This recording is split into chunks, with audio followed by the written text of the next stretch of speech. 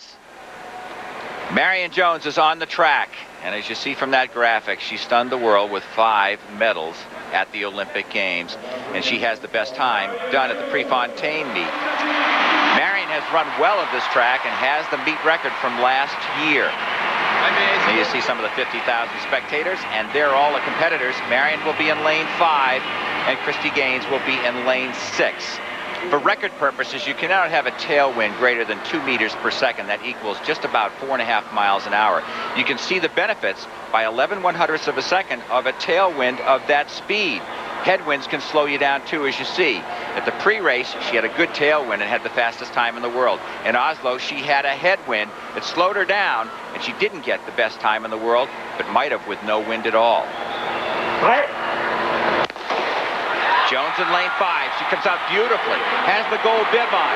To her left, 2 lanes over. Tanya Lawrence from Jamaica holding on well. It is Jones with the lead. Jones pulling away.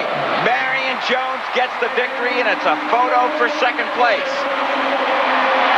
Excellent times, White. Look at that time. No wind at all. And considering how cold it is here, I have to tell you, that was a lot about the start in this race, Larry. She said she's been working on the start with Trevor Graham because what she was doing was not applying enough force to the block prior to the set position. Now she has force applied all the time, and she just shot out straight ahead instead of jumping up like she's been doing all season long. Middle of the track with a gold bib, as you mentioned, in her drive phase. Once she's here, if she's got a lead, it's over. No one can catch her.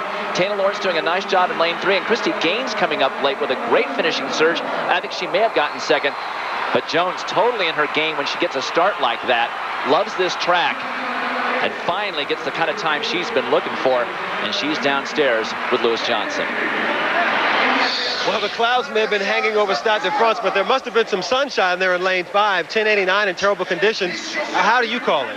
Well, my mom always says when I step on the track, the sunshine comes out. It didn't come out today, but I'm extremely pleased with the time.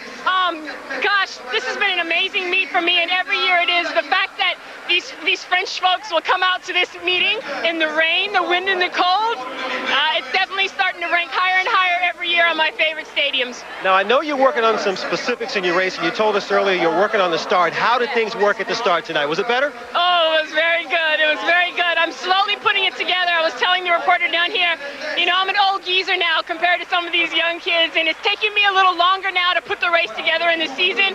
But as long as I'm doing it, I'm happy, and today I was happy with that start. And as I told you earlier, if I work on that start, the rhythm will come together in the rest of the race. All right, old geezer. We'll see you in Rome, huh? All right, very good.